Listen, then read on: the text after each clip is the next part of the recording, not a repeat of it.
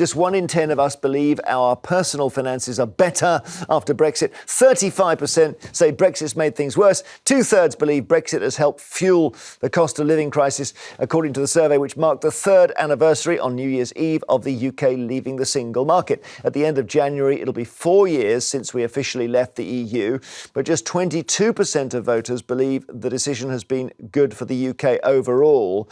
Henry, do you think the chickens are coming home to roost here? Or It might be. I mean, Project Fear and all that sort of thing. But I don't think we should be going cap in hand to the EU at this point. I think it's a little bit early.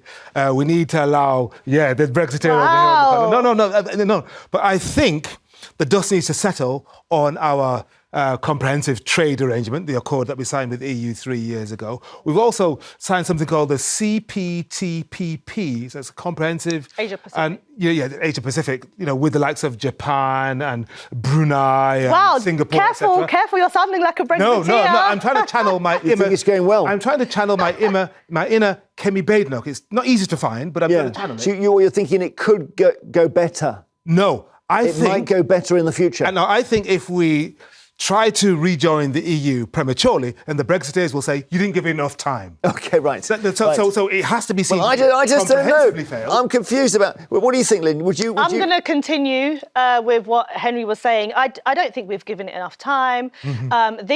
These things take time, and we have done loads of deals, as you said, the Asia Pacific one. It's easier to trade with Australia and New Zealand. When you actually look at this survey, it's only 2,000 people. Oh, come on, don't attack the survey. That's the last resort. Yeah, no, it's not, because it's not a big enough Well, you want survey. to interview 4,000? Look at the high numbers of people that came out to vote. Yes, I know it was still a close shave, but you need to have a proper amount of people taking part. But guess what? Many people are not taking part in this survey because they're out enjoying their increase of salaries and their wages, and small businesses have, especially those from working class backgrounds, blue collar workers, they've seen their salaries, whether it's builders, whether it's tradesmen, they've seen their salaries increase, and this has to be a good thing. Okay. But I always say one more thing, like with a bad breakup, after your breakup, it never feels good straight away, but give it time. OK, That's what I'm saying. let me bring in Barbara Want, who's a pro-EU campaigner. And I know, well, Henry's obviously thinking we can ride this out, Barbara, but you think the case is closed now, do you? The definition of insanity is doing the same thing time and again and expecting a different result. We had a referendum 7 years ago. All the polls show, all the research show that majority think it was the wrong thing. The research suggests, as this poll shows that you're quoting, that we are poorer, people's household budgets have been affected. A tiny minority think it's gone well. Why do we have to wait? What is the point of just waiting? If a government introduced a policy that made trading for small businesses more difficult, that made household budgets poorer, they'd be thrown out of office. Why do we sit and wait and just keep trying to make it work when it clearly isn't? As for begging, of course we should beg. What's wrong with begging? That's what I was going to ask. It's hubris that got this country what's into wrong this with mess. begging? But firstly, I don't think we should beg anyone. As we like to say, we are Great Britain and we can go it alone and we can do the trade deals. And as for you saying a tiny minority, would you say the vast majority of working class people that have seen an increase in their salary, are you saying that they're a tiny minority and they don't matter? I'd love to meet some of the people you're referring to, because as far as I'm concerned, there's a cost of living crisis and people are really struggling with wages. As to this idea, we're Britain, we don't beg. This is exactly the attitude that got us into the mess the first time. It's hubris. We're behaving like toddlers. We can't even have a sensible debate about it. We're behaving like toddlers. I'm going to stick with this. I'm going to play with my toy. I'm not going to give my toy up, even if you stop me having dinner. Why do we have this attitude? It is not working. Let's do something about it. OK, let's pause here. Let's just bring in a caller. Christopher in Kent, do you agree with Barbara that we just need to go back and as Barbara says, just beg them to let us back in? Absolutely not. Just a correction for Barbara, is that we actually left the EU 4 years ago, and the vote was sometime before that. So it hasn't had time. Firstly, though, I'd like to say that I think we're looking through the EU through rose-tinted glasses, because we had many recessions whilst we were in the EU, and we had the worst banking crisis whilst we were in the EU. All countries in the EU are grappling with the cost of living crisis at the moment. Germany's not doing particularly well. My brother lives in Spain. His mortgage has gone up, tenfold. And I think the trouble is that these hardline Remainers and left-wing media, such as the BBC and Sky News, are deliberately conflating the issues that have arisen since Brexit, such as Ukraine and the COVID pandemic, which have brought about a lot of the cost of living let me bring issues, Barbara which in. have affected all. Barbara replies. Christopher's right, isn't he, in some of that? Of course, yes. It's such a shame we can't have a debate about this without resorting to slurs and claiming that people are left-wing or right-wing. Look, the EU may not be perfect. Other countries too have had problems. This idea that somehow it's only good enough if it's totally perfect. When we were in the EU, you cite problems. We were in the EU. We were able to have persuasion and influence. What is a government's role? A government's role is to create prosperity for people and to create power, to have a presence on the world stage. We had that. We threw it away. But somehow saying that this is impossible because people are hardline Remainers, without having a debate about the fact that it has not worked, and if it hasn't worked, and it was 7 years ago that we had the referendum, a whole new generation of people, young people have come in and said, we don't like this. That is plenty of time. Henry wants to come in. But Barbara, I'm more sympathetic to you than to Lynn, I think, on this.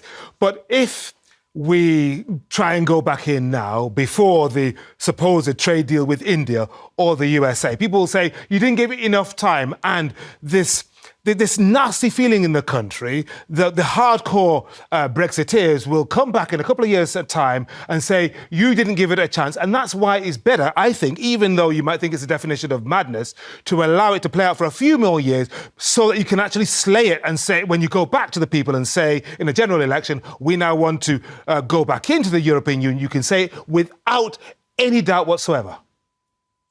Long as a piece of string. I think the years we've had is plenty of time. It's a whole new generation who've come through in that time. There's a thing called the Concord fallacy, where the French and British governments kept doubling down on Concord, even though it wasn't working.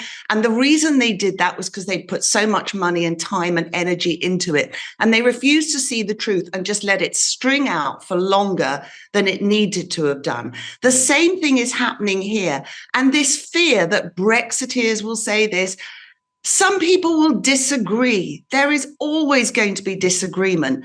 But the fact is that it has impacted our standard of living. It has impacted trade, and trading with Australia or India is not the same as trading with our closest neighbours. Let me read some How messages. long do you want? OK, Candice on Twitter says, where did Brexiteers' promises of prosperity go? Our economy is worse off. Shortages plague shelves. If this is success, what would failure look like?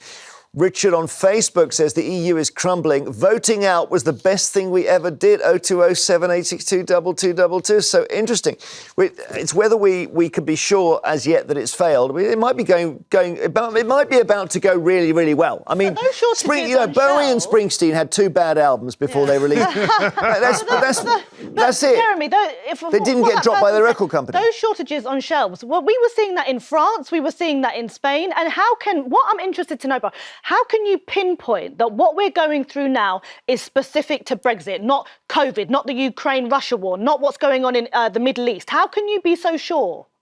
You can be sure by talking to people whose businesses are suffering. I'm talking to you from North Wales, and I know businesses. I know one in particular just down the road who is exporting and doing very well. They won a Queen's Award for export. They were exporting dairy products to the EU. They have just gone into administration. Cause 100% Brexit, because they can no longer access the transportation systems to get their product there. That's just one business down the road. That's how you find out. You talk to small many businesses. Have done well because of Brexit. Many have done well. I've never met one. OK, I can Journalism. introduce. I don't know what, yeah, I'm trying to think of what... But Barbara, I was just thinking, in a couple of years, we're due to have a review, aren't we, in 2025, and it might be led by Keir Starmer and David Lammy as Prime Minister and Foreign Secretary. What do you think that review could yield? And maybe we need to wait for that, and if it doesn't work after that, then you can say, right, we've tried absolutely everything. We've tried a trade deal with India, it hasn't worked. Go on. Henry, I hear what you say. We've tried everything. How long do we go on? We've only done What about, okay, Barbara, let me try this. If we, the UK, Great Britain, have to go to the EU and we say, please, and you've used the word beg, so you're happy with this, please let us back in. How much do you want? How embarrassed, how humiliated do you want us to be? Do you want us on one knee or two? Isn't that basically the most catastrophic event for this country in 1,000 years? In a bad position. Isn't it, Barbara? Isn't it terrible for us to have to do that? We've embarrassed ourselves already with the mess we've made of it. We can hardly embarrass ourselves anymore. All right, 0207 862 2222. Do keep your messages coming in. It's really interesting how I thought when this country voted Brexit, I thought, that's it. Settled. That's it. Now we can just have debates about other things. In fact, it was just the beginning of a new debate about, it's the wrong kind of it. And the thing is, if we did go on one knee and get candidate status, we'd have to go through candidate status again, the Ukraine, North Macedonia, Moldova, and we had a very good deal. We had exceptions. We were not in the euro and all of that, and they might drive a really hard bargain if we were to try and get back in now. Yeah, they might do. But Lynn, you wouldn't want us to go back in. No, these debates always take long. Look at Jeremy Corbyn. He was a huge sceptic of the EU, and so are many other countries, and it's creasing. So why are they so sceptical if the EU is so fantastic? Lots of countries want to get in, though, don't they? But a lot want to come out as well. No, they don't. Ukraine, the young people in Ukraine were out on the streets waving EU flags. They are desperate to join the EU because it is a fantastic organisation of cooperation, mutual help and understanding, and it has a presence on the world stage. That is why they want to get in. All the European countries don't even see eye to eye. We were predicted Grexit, Nedsit, Italexit, Brexit. It's never, none of them have happened.